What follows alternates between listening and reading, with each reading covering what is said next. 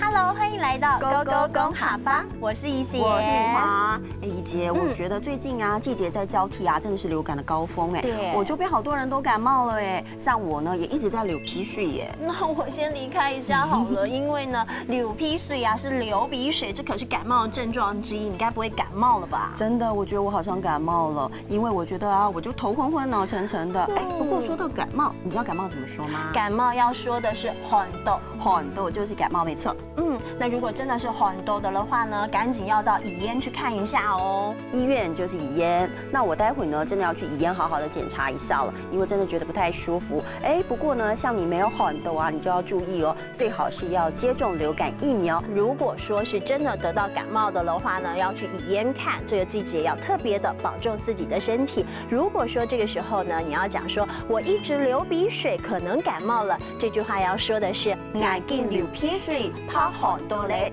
眼睛流鼻水，怕寒豆嘞。今天勾勾公哈法就告诉大家，季节交替的时候怎么样拒绝感冒。小姐，我要挂号，我好像喊豆了，麻烦你的健保卡，谢谢。哎，徐小姐，你怎么啦？医生，我最近啊都会咳嗽、喉咙痛，然后呢鼻子会有鼻音，而且一直流鼻水，不知道是不是寒豆。我来检查看看。哦，你喉咙有发炎，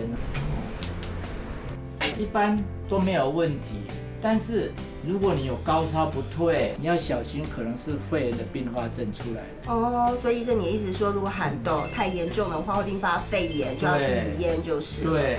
那就麻烦你帮我开药，让我不要一直流鼻水。好，我等一下会开药给你哈。这个季节好容易感冒哦，真的是流感的高峰期哦。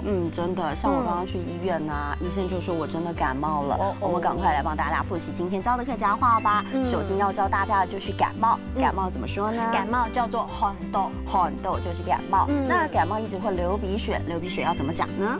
流鼻水就叫做流鼻水。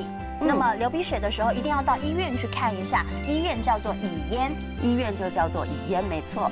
那这个季节呢，很可能会常常要用到的一句话，就是我一直流鼻水，可能感冒了。这句话要教给大家的是，眼睛流鼻水，怕寒豆嘞。眼睛流鼻水，怕寒豆嘞。今天勾勾公哈法教给这些呢，大家在这个季节可以好好的把它派上用场哦。我们下次见，下次见，拜拜。